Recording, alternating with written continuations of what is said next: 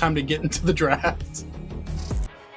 All right, draft number 1, GG. First pick on the blue side up against DA. Hopefully this match brings some hype. Last time we had some hopes for Fiends. In the end, BTK came out on top. I think this could be a slightly closer match, though. DA definitely has some players. I mean, players on the side of DA have beaten players on the side of GG before. It's not unheard of. Can they beat this current roster, though? Yeah, that's the question we're going to be asking today. I just got to give credit to Zeke. The man has the best pass-offs ever. I've never heard of a pass-off grabbing the back of UA's head. Into the draft we go. But yeah, you did mention that, right? Let's take a look at Devious Activity. A couple of their members, right? They have T and Yato. Both of them been dominating. Mikasa, we've been hearing about his Freya. I haven't really got to see it too much. I feel like Freya is just not one of those high-value targets in the draft, and I don't expect us to see it today up against a team like Gaming Gladiators, but it has been given a lot of credit. Somebody you have to watch out for inside of that off lane or the side lane. But Chicken, on the side of Gaming Gladiators, the new addition, not outside of that core trio, which is Hoon, best player, and Shark. He's kind of that one everybody's been questioning. Is he that top prospect XP laner? And he's been performing really well. He's been showcasing a lot of hero pool. I feel like in the top 16, he was switching his hero every single game, showcasing his mastery, and that is going to be a little bit of a challenge over there for the side of Devious Activity. T, keeping up on his rotations against Shark in the roam position. Yeah, definitely going to be interesting. Now, the R lot is open right now.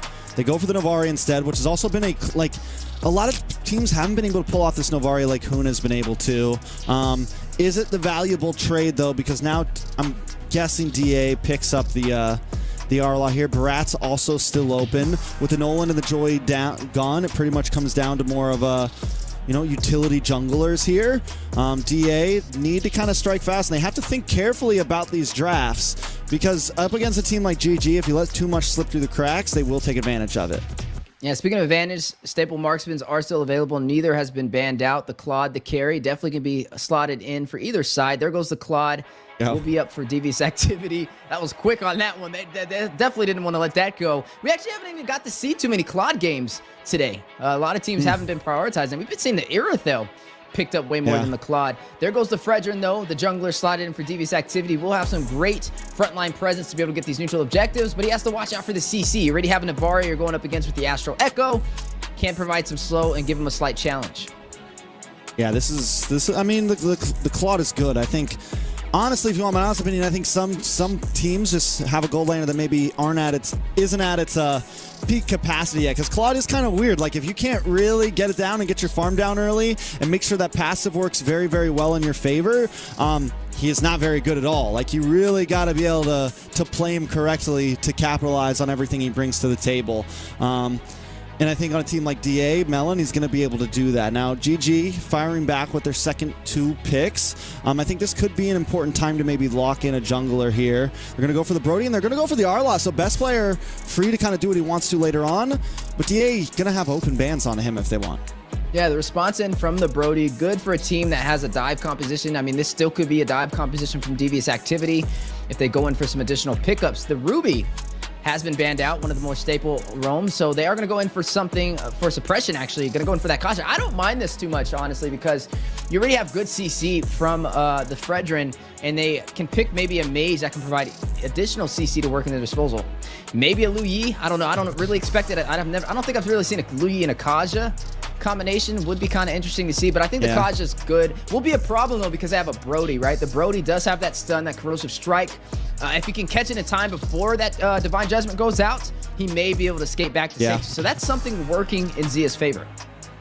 Yeah, they definitely have to, T has to think about how he catches the, he's got to surprise Zia, right? He can't just walk up to Zia. It's got to be like a flicker, It's got to really catch Zia off guard, or make sure that second skill's already been used. But also Hoon is going to be another prime target for DA. I mean, yeah, for the Kaja. DA now taking on some bans, taking out the Fanny, taking out some of the really deadly threats. I'm wondering if the Barats is going to be taken out next, or do they just really hone in onto some more, some assassin picks? Ooh, assassins would be interesting. I mean, there is best player up against Kush. Both of these junglers have a very high hero pool and can be very creative when it comes to some of these pickups. I mean, it is going to be that Fredrin, though, from the side of Devious Activity. So if they go an assassin Fredrin may be able to bully, may be able to go into their side of the jungle and invade, depending on the mage they pick up. Valentina is still on the table, can be slotted over there for Devious Activity. I think that'd be a great pickup, especially not knowing who the roamer is going to be for Gaming Gladiators. Minotaur is an option for some great crowd control, some good knockup for the side of GG. I think right now it's really just going to boil down to do they pick up the Valentina? I think it would be good. I don't know if I think they can wait, maybe pick it last and try and see what GG goes in for the roam position. But that is going to force them to kind of pick something in that. Yeah. Oh no, they're going to go in for the Nana. Okay, I was going to say Valentina or Nana's a good option too. It's good for damage. It's good for the Brody, maybe to get the stun on the Brody with the Melina, and then go in with the Kaja. But it's definitely an interesting composition. All right, now, best player swapping in the Guinevere. Now, this is something we haven't really seen at all recently, but best player has been, I mean, best player picked it up, I think, against, when they went up against Bloodhounds or Legacy or whatever it was last week. I'm pretty sure they picked this up.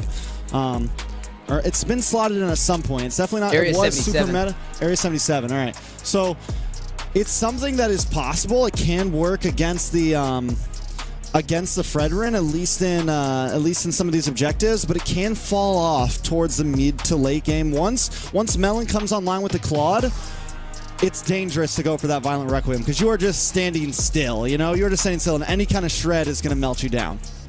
And speaking of melting down, the Xborg picked up for the last option for Gaming Gladiators. Xborg is going to be in the XP lane, won't be the jungler, as that is going to be Guinevere here. Wait, is that Guinevere? Rome, no. it's gonna be Rome Arlot. Okay, it is Rome Arlot. Okay, I just wanted to make sure. Or maybe Rome Gwenny. That's possible as well. Yeah. But that's what I was about probably to say too. Rome Arlot. Probably. I feel like both could work though. I mean, honestly, Gaming Gladiators, they're known to kind of get creative. Last pick will be the Paquito over there for DA. So DA has some answers to Hoon. They have some answers to Zia here. They have some ways to close the distance. They also have burst damage to deal with the Fraga armor. Overall, they're pretty well rounded here, and also GG's going to have to constantly be careful about these Molinas from the Nana, about getting stunned up, and then also watch out for Kaja. So I do think DA has some opportunity, but GG kind of has this level of surprise with them, with the final slashes, the Violent Requiems, the Meteors. They're also dangerous. Yeah, super dangerous as both teams getting ready to jump into the land of Dawn. Is it going to be the Guinevere inside of the jungle? Or is it going to be an Xborg? I mean, there's so many options available for Gaming Gladiators to kind of switch it up, and it's really dependent on who do you want to go up against Paquito in the XP lane. Maybe the Arlot will be the option. Time will tell. But nonetheless, final series of the day. Gaming Gladiators up against Devious Activity. Best of 3. Only one team will be able to claim victorious as we are getting closer to the playoffs. Who will be able to live to the occasion? I mean, I think we got us a good game here. I think best player, it might be a little risky on this Guinevere. I think there's some confidence in GG right now. And I think if DA can kind of, because I think that Guinevere could be the crack here, could be the mess up here. If DA can kind of punish that pick right there, it could be the win. Yeah, the good thing about the Guinevere, though, is the engage and disengage. I mean, even when things aren't in your favor, with the spatial migration, you can close in and possibly get a quick retribution and get back to safety with little to no damage. We are seeing some of the emblems pop up on the board, though. Impure Rage is picked up from the Guinevere. Yato getting some damage already. Gonna be okay, though. Yato taking some damage that has the Molina, so Shark can't be too aggressive. Mikasa looking for the rotation, decides to go back to EXP, though. This laning phase is going to be kind of crucial. Just like what we saw to BTK to Fiends the last time, Devious Activity has to stop Shark. Needs to let him know, like, hey, if you hang out too long on our side of the river, we're going to get you. If they don't, then Shark is going to stay in their face at all times. T barely dodging Hoon right there, trying to get that snipe to burst him down. 3 Impure Rages over there for Gaming Gladiators. Best player, Fried Chicken, and Hoon. Fried Chicken running on this Xborg on the bot side. Oh, the pick off onto Mikasa there. Best player with the Violent Requiem, and there's that dive.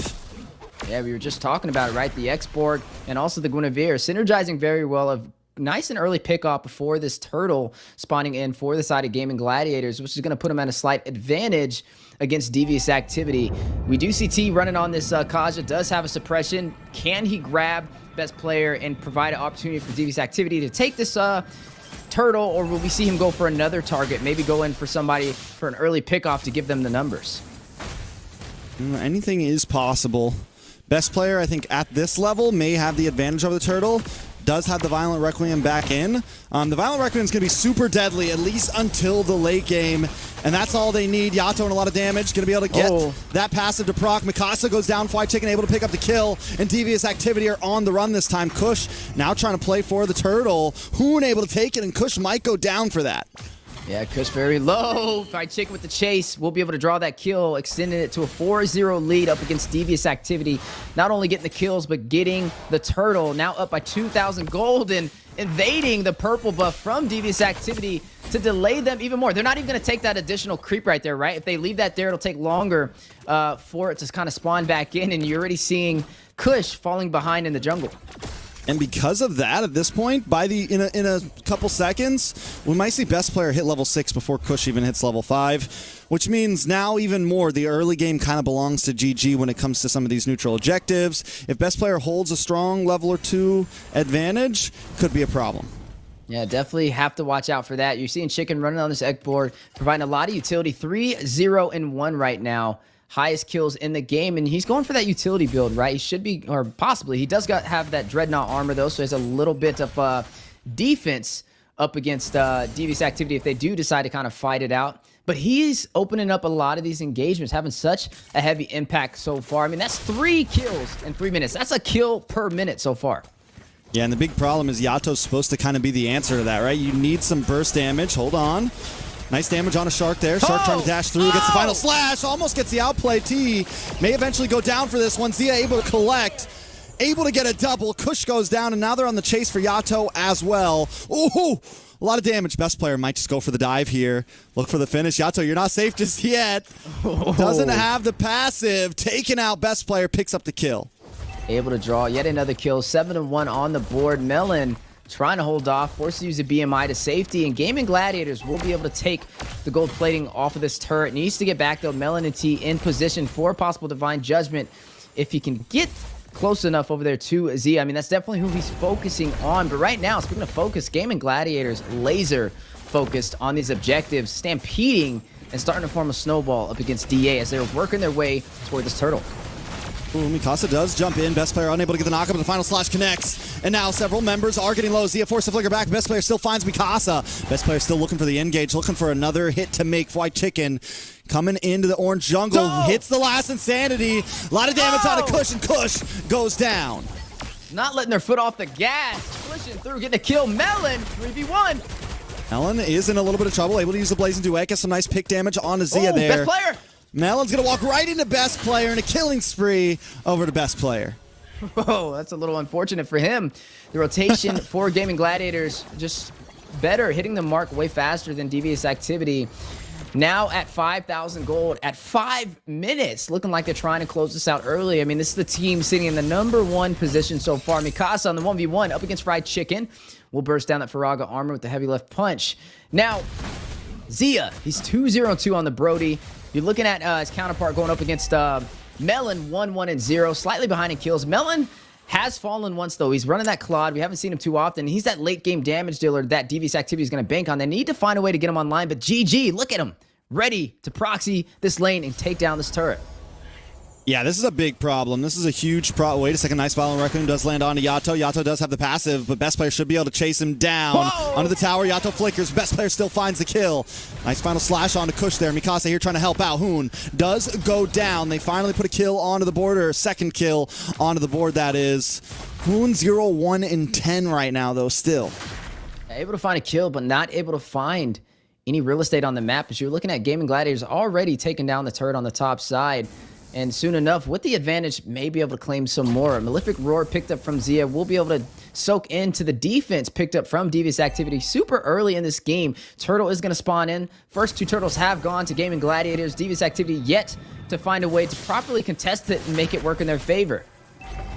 I mean, there's a big problem here, right? Because GG, you got Zia, who's 2-0-2. I mean, and that's one of the most snowballing marksmen right there with the Brody, right? You have Chicken, who's 4-0-4. Nice final slash on a T there. T gonna go down. Z able to pick up another kill, make him 3-0-2. You have Chicken on this X-Borg, who normally is hard to kill in the late game. But when you're sitting at 4-0 and 2 on an export and you've just been free farming, he's already a menace to everybody on the map. Yeah, I mean, he kind of paved the way in the early game for Gaming Gladiators, and then best player started to snowball and got some kills of his own, 4-0 and 5, slightly ahead of him on the KDA. GG, off to a good start. Devious Activity needs to find a way to turn this around. They lost another turtle, which means 3 turtles and a turret in favor for Gaming Gladiators. No objectives have gone to the side of Devious Activity outside of 2 kills. 1 going to Mikasa, 1 going to Melon. The side laners, which I guess if it goes to anybody, it should go to them. T needing to find a way to get a good setup with this Divine Judgment, trying to find an opening, but Gaming Gladiators is not making it easy as another turret will fall on the bot side. Yeah, Gaming Gladiators got the scalpel out once again, just cutting away piece by piece. Kush gonna get knocked up, Violent Requiem, and an unstoppable kill over to best player. Yato under the tower, Mikasa there to try to help out, but DA unable to do anything right now. Yeah, Kush gonna find his fourth death in the game. Let's play! Dive final slash onto Yato. Yato goes down. Shark able to pick up the kill. Blazing Duet comes in. A little bit of damage. Zia finally does drop. Best player might just be next. DA finally finds the shutdown. Shark. Get a nice bit of gold. Shark in trouble. Melon not in safety. Fly Chicken with the flicker and the takeout. Mikasa unable to finish it, but now he's going to walk right into T, but he is confident. He is comfortable. Sharks got his back to final slash, and Fly Chicken's facing off against him. Oh, they're treading in deep water right there. Very low from both sides, but still ready to take the fight if either side crosses that line. Gaming Gladiators, though, overall, the team fight engagements has definitely worked in their favor. Now up 15-4, still 5,000 gold lead. Big Astro Echo down the mid lane, connecting to all 4 members of Devious Activity, and able to take a turret on the bot side, which means now Gaming Gladiators has 2 turrets up against Devious Activity, who has had a hard time finding their momentum for game number 1. And now the siege for the tier 1 turret in the mid lane on the way. Chicken and Hoon trying to go in for the aggression, but the minions falling with the swiftness. Lord does spawn in. Gaming Gladiators has a position to where they can kind of bait this out, try and force Devious Activity to take this fight. And if they don't take the fight, it's a free Lord in their favor. And now, I mean, at this point, I don't know if DA even wants to try to contest this, but T and Yato are there. Kush taking a little bit of the brunt of the damage. Yato does show himself. Shark gonna go check out the bush, and best player able to take the Lord freely. White Chicken just zoning them away. He is unkillable right now. But Yeah, Melon but in a little bit of trouble. Oh! Will go down. Zay able to pick up the kill. They lost a turret on the bot side, but in their favor, the minions by themselves were able to clear the mid turret for Gaming Gladiators, which means they still have map advantage, and overall were able to win that trade. Mikasa, though, trying to make up the difference, right? He took the tier 1 turret on the bot side, almost took the tier 2, didn't have the minions to work in his favor, but off to a good start to try and turn it around. They still need a little bit more, though, as you see in GG on the push. Another pick off here. Should be able to finish this up. Nice final slash. Going to pull T away. T able to get the dash to safety. Torn apart memories does go off. Does not connect onto T. Kush now holding down the front side. Mikasa looking for an angle, looking for a way in. Best player able to get the knockup and pushed away. A lot of damage on a best player. Praises Wrath connects on no one. Kush got to go back to base before White Chicken comes in with the last insanity once again. Unable to clean up this time, but get some more damage. Melon chipping away at the Lord. And Gaming Gladiators does not even break down to an inhibitor just yet. Yeah, engage and disengage. Ooh. Mikasa gets some nice punches down, but the tower finally does drop. Oh. Will go down, tries to get the flicker, but unable to connect.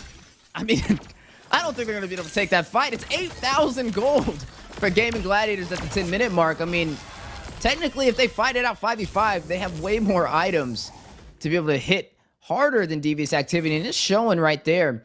Now, the engage and disengage is what's the issue, right? They're able to go in and go out with little to no problem, especially with Zia running on this Brody, up 9,000 to 7,000 against Melon. Melon, 3 kills, though. I wouldn't say it's the worst for him, but with his team falling behind on the neutral objectives, is putting him at that deficit, especially running on that Claude.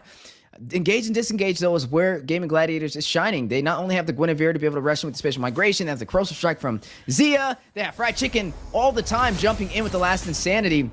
And then, I mean, you have Navaria from afar. Hoon, able to get the Astro Echo, able to get the snipe, able to slow down the entire team. A little bit of damage. Shark Maybe going a bit too deep. Will get taunted. Pulled back from T. Able to get the kill. Fried Chicken comes in with a last insanity, putting a lot of damage on several members. Best player able to get the Violent Requiem on Mikasa. Mikasa in trouble. Taken out. Double kill. Over to Zia. Kush back to the base to get some health back. Melon here as well. GG still unable to crack an inhibitor. Yeah, but Immortality procced by Fried Chicken. Snipe goes out over there by Hoon. Best player. Spatial migration play out there, trying to get a knock-up on the Kush, showcasing their comfortability. They're forced Devious Activity back to the base now. They've lost all of their turrets minus their inhibitors, and now Gaming Gladiators in a position to possibly go in for Luminous Lord, as it does get enhanced right here. And Devious Activity not really in a position to contest.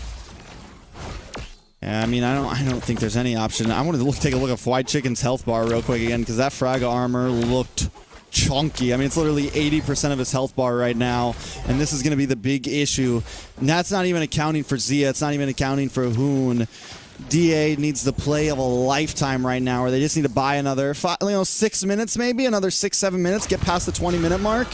They do have some shred. They have wave clear with Yato. They have Melon to work on the Lords. If they can play very cleanly, maybe they can push it the long haul.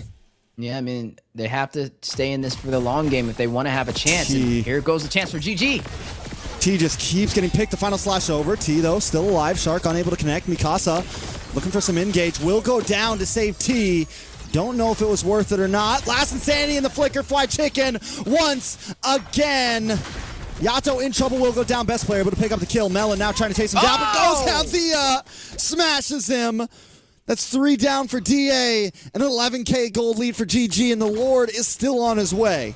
Big torn apart memories as well from Zia, and now possible game ender, early finish. Gaming Gladiators looking to take the opportunity. And the Lord is enhanced, is luminous, will get the crash. DAT gonna get knocked up once again, taken out. Immortality pops. Kush next on the list. They're gonna move on to the base, and that will be GG's for GG. That's right, GG's for GG's. That's 4 G's right there. Gaming Gladiators able to take down Devious Activity in game number 1 with a fast finish. Able to make the most out of the early game, stacking up a lot of kills. Fried Chicken over there in the center. Great X-Borg gameplay. Overall team stats 25, 5, and 56. Overall team rating right below that 10. And just showcasing why they're sitting in that number 1 position. Yeah, I mean, it was a clean game. It was a very clean game by GG. It was just textbook all over. We were able to get the early game snowball. We were able to translate that into towers, to turtles, to lords, and eventually ending the game. Yeah, I feel like they're just one of those teams, like, they see a slight opportunity and they'll make the most out of it. Like, you'll see 1 minion in an inhibitor turret with 50% HP, and they'll full send it. They'll get it, too. They'll burst down the turret. There's a lot of teams, they'll be like, oh, I'm not going to take that. That minion's about to fall. We'll just wait for another opportunity. But no, GG, they don't blink. They are hungry for that early finish, and it goes to show they're able to pull it off. I mean, look at the KDAs on the board. Zia, 7-1-7, 19 assists, leading the way over there for Hoon on the Navaria. Look at Fried Chicken, man. 0 deaths. Able to scale up. And, you know, in previous games when we saw Yureshi get to play, we were talking about how Yureshi needs to be handled, needs to be dealt with, or he will be a problem. It is the same thing with Chicken, except Chicken, I feel like you could put just about any hero in his hands, and if you don't try to punish him early game, if he's got a hero that can scale a certain way, he is going to be such a problem to deal with.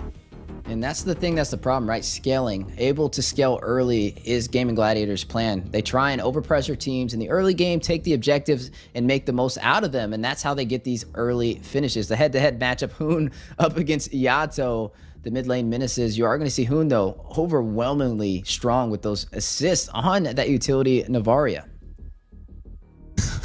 And Yato, I don't know why I'm laughing. They kind of look alike, man. They almost look like they could be brothers.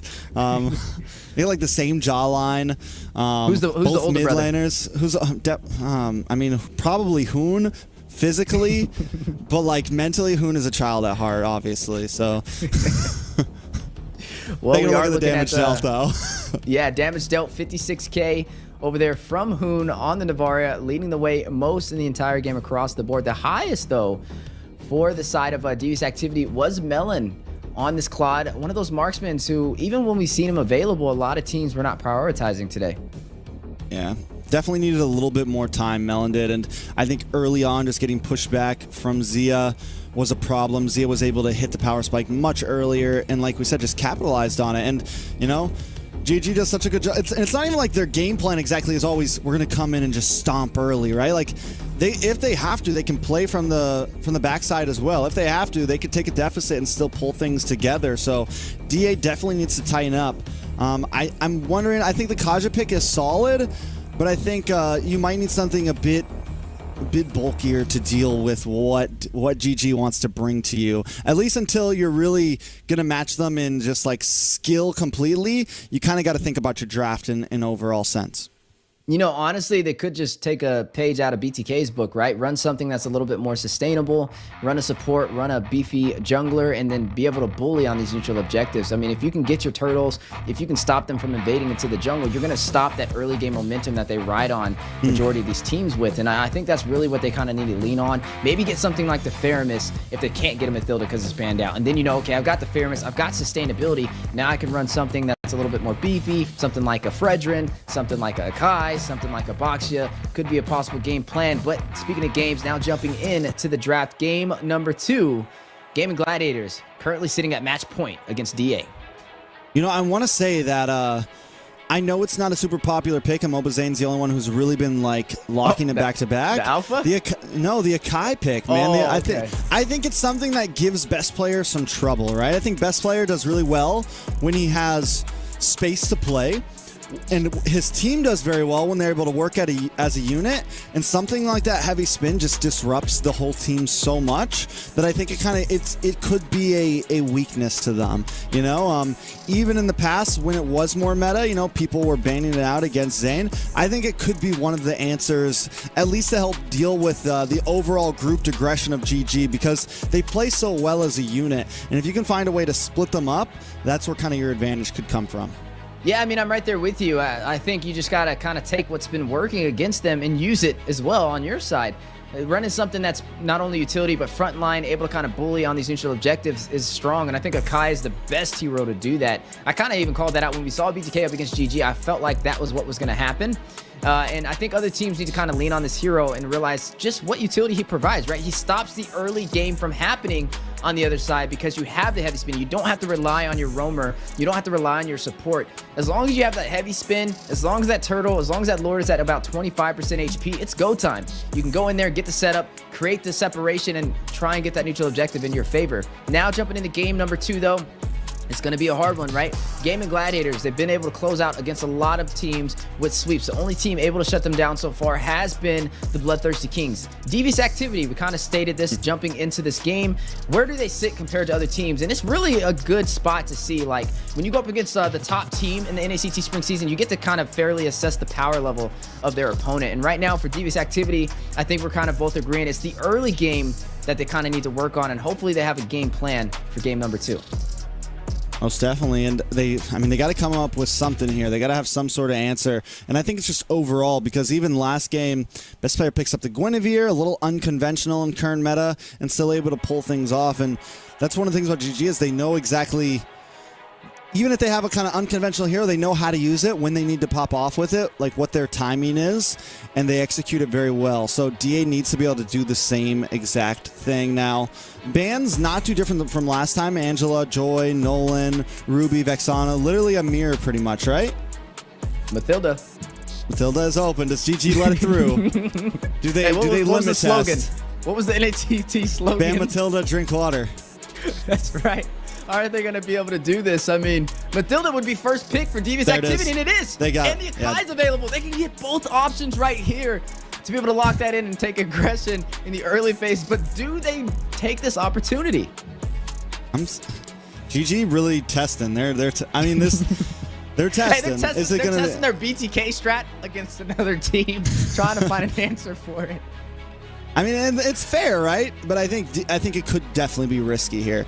Matilda's in all terms, I feel like Matilda is technically like the best hero right now, right? At least in NACT. It is the most valued hero in NACT. It's one of the heroes that I think every time it has been let through has it won, at least in regular season. Regular season, I mean, it just feels like it is something you do. Every time it gets, someone's like, hey, I'm going to let you have it. It goes downhill from there. Yeah, it could definitely be a recipe for disaster, but we'll have to see. I mean, I definitely feel like you said they're testing the waters right now. I think they're testing a composition against the midfielder, not just for BTK, but just in general. I think they found that, hey, this is one of those heroes that we just don't have an answer for, and sometimes leaning into it is the best way to find an answer instead of leaning away from it, from banning it. They are not going to go in for the Akai, though. Devious Activity will go in for their both back lines. They're going to go in for the Irithel. A little interesting because the carry was an option on the table. The Claude was as well, but they decide we're not going to go for either. We're going to prioritize the Irithel. And this is the first time that I've actually seen this as a strategy in terms of drafting. But speaking of drafting, best player going back to his roots pulls out the Fanny. Oh, man. That's interesting. I mean, it's going to do great against Yato. It's going to do great against Melon. But DA does have a lot of time to counter it now, right? Like, they do have some possibilities. They do have to think about it, though, because they already have their roam in. So it means, like, no Kufra, no Franco, nothing like that. They could put a Grok into the EXP lane. Ruby's gone, so that's out of mention. They could pick up the Akai still, but no, Akai just got banned, so no Akai. That's what I was about Fred. To say. Barats will probably be banned out next from the side of GG. Yeah, it's an interesting pick. You know, funny enough, I actually like the Martis up against the Fanny because when Fanny rushes in, you can chain Fanny up with the CC and burst her down. Yeah. It could be a possible answer. I mean, you're running the Fanny, so I don't really expect best player to harass the enemy jungle in terms of the orange buff, in terms of the purple buff. I think he's going to go more in for trying to go for those side laners, trying to get the early pickoffs. Should be his game plan. Maybe get a Blade of Heptases for that initial burst damage. Hoon is going to be really the one keeping the team together, though, right? He's running this Faramis. He's keeping the team alive. This is their answer, I guess, to the Mathilda, allowing that to walk and having another hero that can still provide heals to the team that may be able to kind of match up equally against it. But can it match up equally against it? I think that's the question that's going to be answered today. They got to find an answer. They got to find an answer fast because whether you like it or not, like, yes, the Matilda's deadly, but the Fanny looks comfy right now. It looks very comfortable right now. And we saw last game, even with a kind of unconventional pick, GG was able to pull it off. They've already taken the Faramis too. And there goes the Akai. What do they pick here? Do they just go Assassin? Like, does Kush just say, all right, let's do this and maybe pick up something like the Ling or the Haya, something that can also. CC, though. Yeah, they can't because the Faramis just counters any kind of assassin that DA wants to bring, so it's not really an option. Tarizla, they could pick up the Tarizla in the XP lane. The good penalty zone could be a possible option, especially when they're going to group up on the Faramis.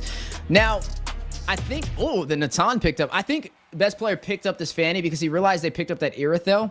And they had the Navarro, both of these heroes that kind of need a little bit of protection. I feel like Brody would have been slotted here for Devious Activity had they had known that there was going to be a Fanny on the table. So maybe they kind of formed a draft against their own selves by picking that Irithel super early in the draft. And this is just what kind of happens with this. Something interesting, though, is seeing the Natan. We haven't got to really see him today. Actually, I think this is the first Natan we've seen today.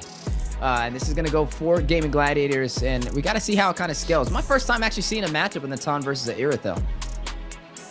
Yeah, we've had a lot of first matchups today. I feel like we've had a lot of we had the Roger up against a few things. Now we're getting the Natan up against a few things. There goes your Martis pick, which I think is definitely solid for Kush. It is definitely an answer, a good way to catch off best player. Best player has to be careful. And okay, Mikasa gonna bring in the Freya, which does supply some CC, right? Supplies a little bit of knockup. I don't think Freya's like an easy target for Fanny. But was there better? Are we like, we're risking here. We're risking here. They say Mikasa is the best Freya player in North America. Yes. So I guess today we're going to be able to see that, as that is the final pick for Gaming Gladiators. A lot of bold statements, a lot of signature picks here right now, right? You have Mikasa on the Freya, who Mikasa is known for, and you also have best player on the Fanny, who best player is known for. We have to see how these kind of go head to head, but Fried Chicken, keeping things interesting. First, Edith that we've seen slotted in today. A lot of firsts on the board for these matches. A great way to kind of close out the final series. But keep in mind, guys, this is not only the final series, but a possible match point for Gaming Gladiators. Is if they win this one, it is a clean sweep up against Devious Activity. They need this victory to be able to stay in this series. We got Edith on the EXP, Shark on the R-Lot. Maybe we'll see a last-second swap, but it doesn't look like it. Edith will be EXP. I'm excited so we know Mikasa is supposed to have a really good Fanny, right? I'm excited to see it paired up with a Matilda. And the Matilda also will add some layers of being able to escape from this Fanny, being able to help players. I think Matilda really needs to kind of hug down on gold lane in certain phases of this, and Yato and T need to kind of stick together. Because Fanny those are the targets, right? It's pretty much Melon and Yato. Those are the main targets for best player, and they got to try to keep him safe. But here we go. Match point for GG up against Devious Activity. Can they take us the long haul, or will this be the last game of the night? That's right, and the debut from Mikasa on the Freya, who a lot of teams, pro players have been given praise for. We get to see it live in action today. Will it be able to hit the mark? Will it be the difference that Devious Activity needs to turn this around? Or will we see best player with the signature pick Fanny make the difference? No, it's definitely it's up in the air right now. I don't think I've gotten to cast like a Mikasa Freya game. I think maybe way back when Mikasa was on like a different team and they used to run like it was like a season or two ago. I forget who they were with. But this season I have not gotten to see it. I think Mikasa has Mikasa picked it once so far, maybe in an earlier season. Yeah, he's picked it. He's picked it this season once, and I don't know if it really. I don't think they won that game. But you are going to go ahead and see best player though on this Fanny. I'm expecting him to be very aggressive early, trying to get to the side lane. But they are going up against some Martis, which we kind of said was a good counter against him. Can chain him up with the Mortal Coils, the Azure's Wrath, possibly get a pick off the Decimation if best player is not careful. But I mean, he's kind of known for his mastery over this Fanny, but it's definitely an early game pick, but it has the split push potential. And here comes Hoon with the Shadow Stampede, able to pull back. Best player looking for the angle. This is what I was talking about. Melon going to play around the tower very cleanly there. It's kind of the safe spot right there. Could become a death trap, but depending on the angle best player tries to come in, you're okay on that side of the tower. Yeah, you can tell Melon knows they're up to some treachery and has a plan for it. I mean, he picked this Irithel before anything was slotted on the board, but speaking of best player... Oh, Cutthroat comes in, best player able to get the kill. And this is why I mean, T's going to have to hang out up there. T is going to need to chill up in the gold lane. They're going to have to go for a little more of like a 1-2-2 comp here, and maybe even like sacrifice a turtle or so. He's looking like free food up there. If he doesn't rotate to help him, it's going to be some easy kills for best player to make the difference. You are seeing Kush, though, and Devious Activity trying to claim this turtle shark there for the contest. Kush will be able to get it for Devious Activity. Able to get it for free. DA might want to take this moment, maybe try to go for a cheeky purple buff steal. Purple buff's actually already gone. That is the answer, right? That's the answer to deal with a Fanny. You invade, you get aggressive. They kind of missed the opportunity because now Hoon's level 4, but they could still kind of go for some aggression here. Yeah, I could definitely go in for aggression. Oh! Best player will find T, though. We'll be able to take that orange buff as well, trying to deny the invasion over there from Devious Activity. A little overly aggressive. When I said aggression, I mean like the whole team, you know? Not just T on his lonesome walking up to best player's already got a kill under his belt and a purple buff. But hey, you know, I don't know. DA still somehow holding a 100 gold lead right here, though. Yeah, I mean, I don't even know if best player is going to try and take these turtle fights. I think he's just going to go in for the gold lane. I mean, he smells the vulnerability, but Kush is going to get pulled back in. Should be okay. So best player won't be able to engage Kush like that, and it's going to have to be careful when invading close to Kush like that from what we just saw there. You know, it's funny, too, because, I mean, best player is a great Fanny player, but so is Kush, so he understands the limitations that a Fanny has at his disposal. Mikasa, though. This is the play they need to do. Try to bully down on a best player, give him as much of a hassle as possible, and it could be their opening. He used his Valkyrie Descent, though. A little questionable. Top side. Right there. Top side, though. Dark looks for the play on a Melon. Melon will be able to capitalize and get the kill. Nice meteor down onto Zia there. T there to help out. Melon here to help out as well. Nice guiding eagle. Zia gonna go down. T picking up the kill. To be able to close that distance, and that just showcases how strong a Matilda is. I didn't even think they were going to be able to get there in time, but very mobile, using that guiding wind, using that circling eagle at its finest. Devious Activity now evening out the scoreboard 2-2, but best player. Oh man, is it happening? The Matilda effect is here. Hoon able to pick up Melon though. Shark looking for T there. Best player back to the jungle. It's 3-2, gold still at a standstill. Yeah, T having a hard time keeping Melon alive, though. That's 2 deaths for Melon, the marksman for Devious Activity. Ooh, Mikasa locks on to best player Kush, able to take it. Best player forced to run away. Mikasa popping off right now. Fried Chicken in a little bit of trouble. Mikasa will get hit by the final slash and pushed away. Best player in enemy territory right now. Doesn't have that much energy. Melon on the chase, able to get the hit. Revenge is bittersweet. Best player goes down. But Devious Activity, they were able to claim that turtle, but they lost the turret on the top side, so GG was able to find a trade-off. Yeah, a little something there, engagement. Definitely.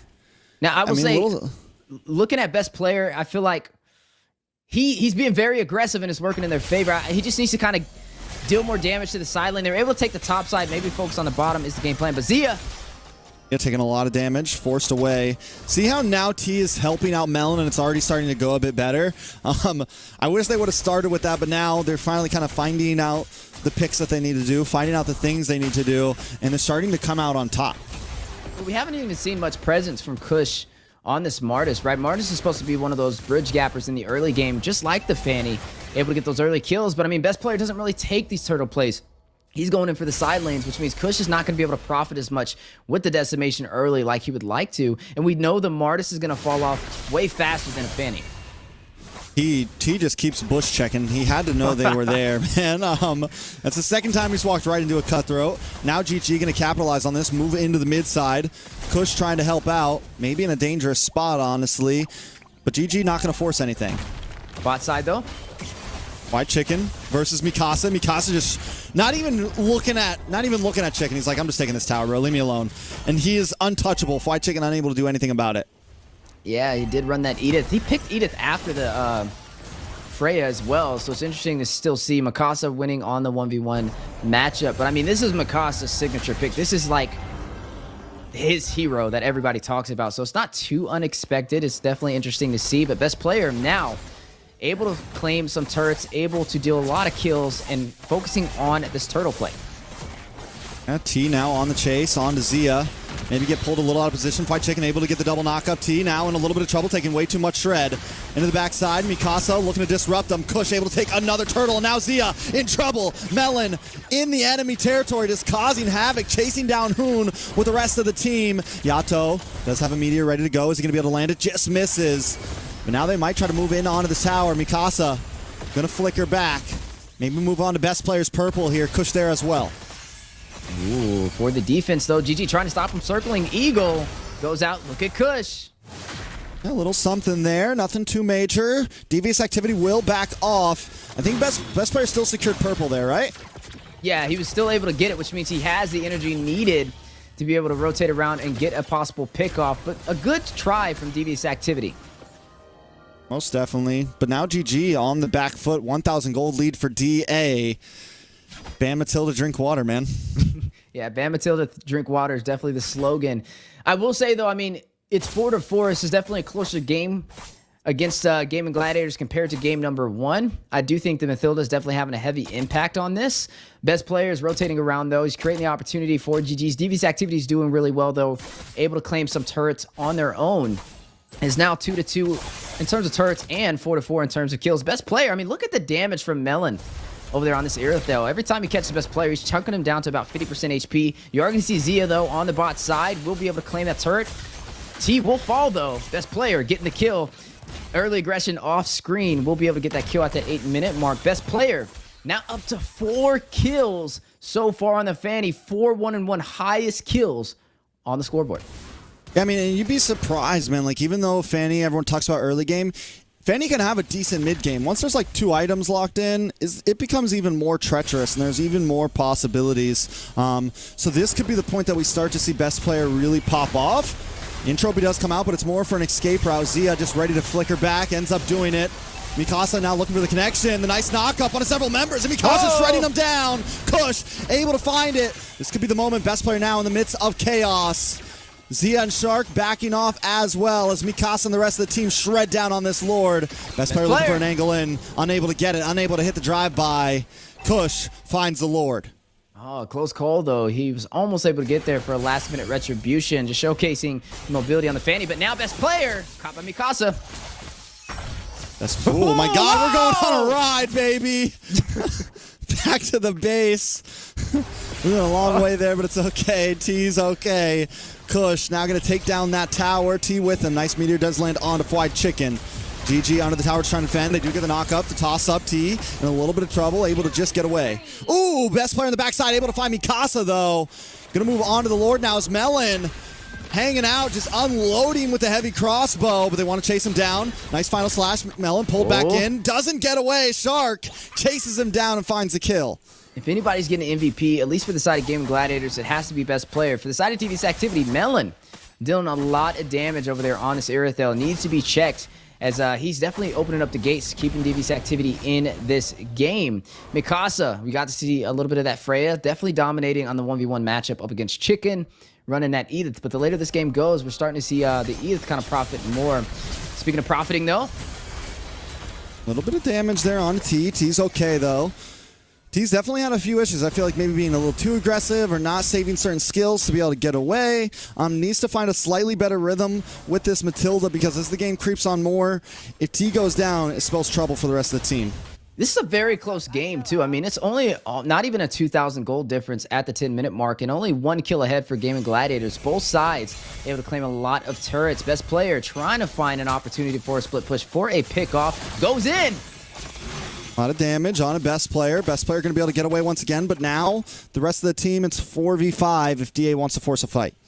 Yeah, and that's what we're going to be looking here. I mean, best player's going in with this Fanny. The later this game gets, though, the harder it is for him to get these kills. If you notice, he's starting to get bursted down. As soon as he spots somebody out, he has to kind of be careful. But I'm keeping my eyes on Zia, right? He has 2 deaths so far on this Natan. Hasn't really had the hottest debut with it. But the later this goes, that's when the Natan's going to start hitting harder. Melon's been pretty much on point with the damage. I feel like he's been showcasing his power throughout today's entire match, even with best player kind of giving him a little bit of a problem in the early invades. But you have to watch out. I feel like Zia can creep up on Devious Activity, especially if they can kind of build this advantage. They are down in gold, though. Devious Activity up by 700, allowing this Mathilda to walk. Looks like Gaming Gladiators trying to find a way to work with it than having to ban it out. To kind of strengthen their overall drafting. And they're doing an okay job. I mean, it's pretty much 50-50 right now from both sides. Yeah, I mean, it definitely could turn around at any point. DA has the small advantage here, but you got to be careful. Zia's going to be able to shred more and more and more. Hoon's going to start outputting some decent damage as well. Ooh. It's surprising how much damage a Faramis can end up doing, but Shark in a bad spot. Whoa! Melon pops a heavy crossbow. Best player looking for the kill. Able to pick it up onto Yato. That's 1 member down for the side of DA. Lord now up. Does GG take advantage of this? That's huge, too. Taking down the mage. That's the first death over there for Yato. Kush on the hunt. Now 6-1-1. He has every single kill that's happened for Devious Activity has been in Kush's hands so far. Best player looking for Melon. Able to pick it up finally. There goes the cables. And now that the map is more open, now that more towers are gone, we're going to be... Oh, wait a second. More damage. Mikasa goes down next. GG. Finally finding some moments to strike and striking at multiple points of DA. Yeah, that's 7 kills for best player so far. And climbing, Kush being invaded on the purple buff. Astral Echo going out. And the aggro for the Lord in favor for Gaming Gladiators. They're going to try and take this objective. This is a Luminous Lord, which will open up the opportunity for them to push in to Devious Activity. They're able to take that Lord. Now GG pushing forward even more. Kush just dodging the knockup. Like I was saying, best player, now that so many towers are gone, best player can really kind of... Oh! Into the backside on a Melon. Best player will be able to get away safely, but still, now the kill pressure is there. Nice final slash onto T. T gonna go down. Zia picking up the kill. Zia is low, forcing Entropy away. Fried Chicken able to take the tower. Mikasa, Kush, along with the rest of the team, trying to do some damage, but the Nether Realm comes out. Kush in a bad spot, but Mikasa chipping away. Fried Chicken able to just get away safely. The best player looks for the play, but goes down. Melon finds the kill. Okay, that was a little greedy over there from best player, but now the push play. Oh, Melon, what were you doing, man? I don't know. He was on whatever best player was on right there. Full sending by himself and taking water, a lot of damage. Yeah, it's all in the water. 2-for-1 trade. Best player Wolf Ball still working in Gaming Gladiators' favor. overall, they've just been doing a pretty solid job of controlling this game. You are seeing that pressure, though, that Astro Echo going down. Zia finding T, creating the advantage in terms of numbers. Fried Chicken claiming that tier 2 turret in the mid lane. The big knockup. The Nether Realm forced out by Hoon to keep the team alive. Best player with the crazy play, though, did get bursted down there. And now Kush in a situation. Pull, Stampede on to Kush there. Is in a little bit of trouble. Mikasa's going to get tossed up, flicked up, taken out. Killing spree for Zia, sitting at 3-2-1 right now. And those are going to start stacking up more if he can have his way. Yeah, we got to see the items over there for Zia. We were talking about him being a ticking time bomb on the Natan. And now looking at the items, you are going to be seeing him pick up the Wind of Nature, so he has a little bit of that defense. He's going to have the Divine Glaive, the Silent Requiem to be able to deal additional damage. Speaking of damage, Siege into the base. Yeah, he was maxed out. Zia, I think, was maxed out in items. Zia, though, he's taking a couple shots to the face there. Ooh, Kush looking for the entrance with the decimation, but the Netherrealm going to be able to help out here. Devious Activity unable to do anything big there. Losing an inhibitor on the top side, and the next two are going to go down with a blow of wind. Best player gets one quick little blade onto the tower and backs off. Yeah, it's like that fly you can't swat away right there. Man, it's a super fly in the land of Dawn today. Now, super fly. Gaming Gladiators just has been on point. I mean, a lot of this has been in best player's hands, though. I feel like there's been a lot of focus on his Fanny creating this opportunity. But the later this game goes, this is where you're going to start to see some of the other members shine. This is where Zia's damage is going to be picking up. This is where Hoon's heals are going to be kind of showcased a little bit more often as Devious Activity starts to get the items they need. You're going to see the utility to go up against it, right? The Netherrealm keeping them alive. Is what we're going to kind of see showcased a lot more. Maybe some setups from Shark. So far, it's just been like flybys over there from best player, getting some pickoffs and then flying away to safety. But now, 10 seconds into this next Lord spawns in at the 16-minute mark. This is where both teams start getting to that late game. I mean, it's already over the 45,000 gold threshold. And credits to Devious Activity, not too far behind in gold for how far behind they've been in terms of these objectives, right? They're only down by 1,000. They may be able to contest this Lord. Will be a little bit of a tough fight, and definitely have to watch out for best player flying into the backline. And I think the real hidden gem here, too, for GG is Hoon on this Faramir is like the Ghost Bursters, his damage skill. Outside of the Stampede is also going to start doing a lot of damage, man. Faramir's, that spread damage just kind of works even better when everyone's grouped up. And we're starting to see that hurt more and more and more, and you don't always notice it until it's too late. So Devious Activity now having more problems, and they're all starting to kind of stack up against them. Best player a threat at all times. Zia shredding more. Hoon with sustainability and damage, and Fried Chicken with the CCT. Gonna get knocked up here. Best player to the backside, able to get the cutthroat, but now he's in a bad spot. Melon gonna be able to take him out, and there goes the retribution for GG. DA should be able to get this Lord for free. Look at Mikasa up on the top side as well. Yeah, the split push. He wasn't even in there for the entire fight. Able to take the tier 2 turret. Will have the map advantage in their favor. That's a trade that I would say works for them. I mean, they were able to take a Lord, able to take down best player, and able to claim a turret on the top side to increase their map pressure. You're still looking at 7 turrets in favor for GG, though, but maybe some more for Devious Activity as they're now seizing the opportunity. Ooh, big final slash onto TT goes down. Melon on the run. Fried Chicken finds the kill. Kush might just be next. It's a 3-for-1 trade. Well, best player's been down, and they don't care. Yato now in trouble in the wall, trying to get away. Shark not gonna let it happen. It's the final slash, and all that's left is Mikasa. Gaming Gladiators might just ignore the Lord and push down mid. They got 20 seconds till T, 23 till Melon. Can they end this here? It's nothing but Mikasa on the field. Mikasa pops the ult. Gonna try to, oh my god, look at the damage to Mikasa, but he's immediately taken out. GG will close the night out early. Closing the night out early. Curtains have been closed. Mikasa's Freya. One last stand up against Gaming Gladiators. I thought for a second, man. Yo, I was about to say, we're about to see what Mikasa's about. I thought he was about to hit Ultra Instinct right there, but he was ultra deleted by the Gaming Gladiators, able to push through 2-0 sweep. No question there, as they're been known to do this against majority of the teams in North America, but it was a longer game. And, you know, with this game, they decided to lean into going against the Mathilda, not banning it out, and they were able to pull out the victory. Yeah, it's one small step for Man, you know, maybe one big step for GG. We'll see. I don't know if they can let that Matilda through on every team, but definitely a step in a direction to, you know, try some things out. Best player got to play the Fanny. Zia on the Natan, you know, and they were able to pull the win out. Yes, it was a little rickety for times there, but they came back from the deficit and came out on top. Yeah, I mean, credit's the best player on the Fanny, right? He led the way in the entire first 10 minutes of that game, just going everywhere, zipping around with those steel cables to be able to get those pickoffs. He was shutting down Melon, having him have a hard time in that gold lane. And then Zia, even though Zia 4-2 and 4 KDA, Melon was dealing a lot more damage than he was in the early phase, even with that deficit. But then Zia got online with that Natan, the later the game went. As you are seeing, the rich guy, speaking of Zia, will be him. 804 gold per minute, damage dealt. The carry, Yato, this is almost full devious activity, or actually it's half and half split. Kush is going to be the sandbag, and Hoon with the forgotten one, 9 assists. I mean, well played by everybody, but GG definitely just showing dominance overall. Let's look at the matchup between Hoon and Yato. Yato slightly better than last time, but still 0-2 and 5. And Hoon, it just goes to show, maybe he wasn't the major damage dealer on his team, but he was there in the nick of time all the time. I'm surprised that head-to-head wasn't the junglers. I mean, normally, most of the match we've been seeing junglers, but this time we're going to see the mages head-to-head right there. And speaking of head-to-head, both sides damage dealt. Most damage over there for Gaming Gladiators goes to Zia, getting online nice and late, 64k. But on the opposite side, most damage on the table, Yato over that 80k mark with the Navaria. Yeah, Yato with a huge chunk of damage was still not enough. Kush with the most damage taken.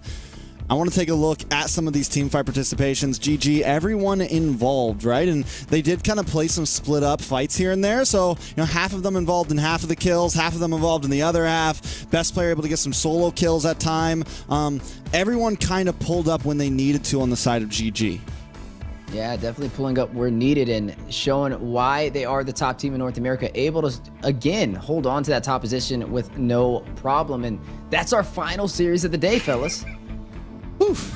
What a great series. Man, I went into that last portion of that last match. We saw Freya. We saw her pop her ultimate, and she got that first shot ready, and she's like, all right, let's go. And then just instantly decimated. I was like, for a second there was a second where I was like, oh, because all their health bars dropped. Oh, I was hopeful for a second. It just steamrolled. But overall, great gameplay coming from both sides. GG did exactly what we thought GG was going to do. And DA, although they didn't take a win and they did go out, I think it was 0-2, I still think that it's worth putting into the statement that they did do, I felt like, an exceptional job. A couple mistakes here and there, but overall, great gameplay. Most definitely. Great gameplay. GG comes in very strong. One more day. And with that sweep, they're just cementing themselves in this #1 slot. After taking a look at the scorecards, I don't think there's anyone that can catch up. They are pretty much first seed for regular season. Which means they are definitely going to have a little bit of an easier time in the beginning of the playoffs, at least on paper. But hey, I mean, anything could still happen. If something's going to show with this NACT, it's full of the most surprises. It's been full of upsets. It's been kind of flipping everything on the back end. So tomorrow's always another day. One more day for the regular season before we jump into the playoffs as well. And I just can't wait to see where this goes. Overall, though, we've had some fire series. I think all the series have been good overall. Every single day, it's just been building up, and we're just one step closer to the playoffs. Yeah, honestly, again, today was a great example of that. Some of these series that we're watching are so awesome. They're fun to watch. They're heated. They're back and forth. Again, we've seen huge upsets so far in this tournament. So for me, it's like, you would assume that, GG being the, right now that top spot, looking at that first seed, going into the playoffs, that they're going to have an easy, entry to playoffs. But if Legacy and Bloodhounds continue to develop and make the adjustments that they have been making, I won't say it's an easy game for them, but I do think it'll make for a much more eventful matchup. I agree. I think overall it's going to be interesting. I think playoffs, I think a lot of these teams still have some possibilities. Like, even though we saw GG just sweep DA, I think we still got to keep our eyes on DA, We still got to keep our eyes on Area 77. We still have to keep our eyes on Fiends. I think playoffs is going to have a lot in store for us. Yeah, definitely going to have a lot in store. If anything, I don't know what's more entertaining, these matches or Zeke's interviews, but it's definitely been one for the books and one of the most impactful and eventful NACT so far. Yeah, man. Honestly, whoever's letting me do these interviews they're making a mistake. With that being said, let's get straight into the MVP and see who the best player was. Are we hinting at best player there? Smooth one. Another great toss. Best player one is going to be the best player for today, the MVP of this match, Weezy. Yeah, no secret there. I mean, his rotations led the way for the early game pressure of Gaming Gladiators. I mean, he was literally just chopping everybody down with the steel cables. He had 100% of the kills for the first 10 minutes of the game, showcasing just how strong of a player he is overall. And Fanny's his signature pick, right? He's not just your typical Fanny. He's known as one of the best Fannies in North America. And if you had questioned it before, definitely are not questioning it now. So does anybody know off the top of their head, best player one, is that in opposition to like a best player 2 or 3? Is there multiple of him? Anybody know? It's the different multiverses, you know? They say one day they will open up and it'll just be a team of best players. Yeah, I can't top that one. I'm definitely right there with you. It's the multiverse, and every single version of them is a different skin of Fanny. Yeah, just exactly. a different skin of Fanny. Well, I think it's time for the next interview. Let's get into it. Fried chicken, man. How you feeling? Oh, I'm feeling good. Feeling fine. Feeling good? I got a question. I got to get right into it, man. You know, last time I talked to, I think it was Hoon, he said, you know, ban Mathilda, drink water. I'm assuming y'all have been drinking your water because I didn't see you guys banning Mathilda, but I did notice somebody sleeping in bed, you know, tucked away. Was that part of the strategy? Yeah, you know, to actually have a chance, Shark has to be like half asleep to make it like a somewhat challenging game, you know? So that's awful. So we do see that you guys drafted a combo heavy composition. Do you think the meta is currently favoring some of these combo hero pickups, or do you think it's a little bit more geared towards some of these single hero pickups? I think this meta is just very geared towards what you're comfortable on and like synergy between certain heroes. I don't think it's like a certain specific strategy. It's just like whatever comp you can pull off the best. That's fair. So I think a lot of people are looking at some of these different teams in the NACT right now, and obviously eventually GG and BTK are going to have to face again. You guys took a loss to them. Have you guys been talking about, or even creating plans to, deal with them coming up? Oh yeah, of course. Just not that I would say here, obviously. Oh yeah, it's just like a don't lose strategy, right? I got you. Definitely, Perfect. saving things for when everything's on the line. Yeah, I'm honestly extremely excited for it. With that being said, I think it would be safe to assume that BTK might be your guys' rival at the moment. Would you agree with that? Yeah, I think it's a safe thing to say. Would you guys have anything to say to those rivals? I mean, just good luck. Let's make NACT interesting, That's valid. That's a good response. So I asked Hoon, you're the last interview of the night. You got any advice to these Mobile Legends players? I know EXP is a very difficult role to play, and there's a lot of people still struggling to pick up on it. Do you got any good advice to those people? I mean, if you really want to get better at the game, just watch pro play. MPL Indonesia, MPL Philippines, all those kind of other regions across, just really try to analyze that kind of stuff if you really want to get better at the game. Well said. It's late. I'm not going to hold you up, man. Thank you so much for coming out and being able to talk to me. All right. Thank you for having me. Have a good night.